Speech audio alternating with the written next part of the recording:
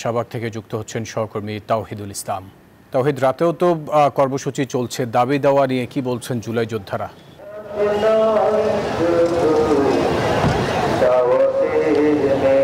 ধন্যবাদ আপনাকে। আপনি জানেন যে আজকে সকাল থেকেই কিন্তু এখানে এই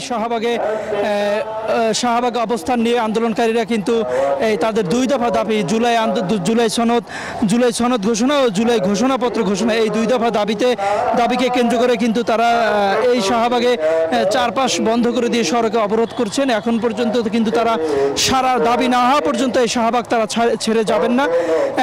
তারা আমি একটু দেখাতে চাই, তারা কিন্তু এখন পর্যন্ত যে শাহবাগ সড়কের উপর কিন্তু সেই ত্রিপল বিছিয়ে কিন্তু তারা শুয়ে পড়ছেন।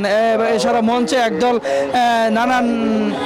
নানা স্লোগান বক্তব্য দিচ্ছেন, আর সামনে কিন্তু তারা সবাই তাদের মধ্যে খাবার বিতরণ করা হয়েছে। খাবার খেয়ে কিন্তু সবাই রাত্রে কেউ ঘুমাচ্ছেন, কেউ বসে আছেন।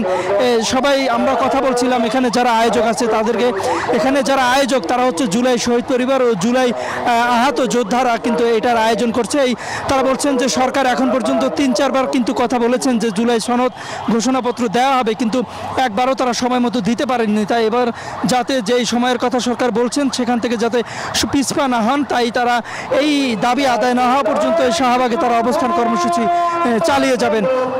তাদের দুই দফার সাথে আরও একটি দফা যোগ করেছে, সেটা হচ্ছে জুলাই সনদ এবং ঘোষণাপত্রের সাথে তারা বলছেন এই সনদ কিংবা ঘোষণাপত্রকে সাংবিধানিক একটি রূপ দিতে হবে, অর্থাৎ আইনি একটি কাঠামোর মধ্যে তাদেরকে রূপ দেওয়ার কথা, আইনি কাঠামোর মধ্যে রূপ দিতে বলছেন, যাতে করে তারা যারা এই জুলাইয়ে এত বড় একটি ফ্যাসিস্ট সরকারের পতন ঘটিয়েছে তারা যাতে কোনোভাবে বা ভবিষ্যতে যাতে কেউ তাদেরকে হয়রানি বা মামলা টামলা দিয়ে যাতে হয়রানি না করতে পারে, নির্যাতন না করতে পারে, এই জন্য তারা এটি সংবিধানে অন্তর্ভুক্ত করতে বলছেন বা আইনি একটি কাঠামোর তারা রূপ দিতে বলছেন।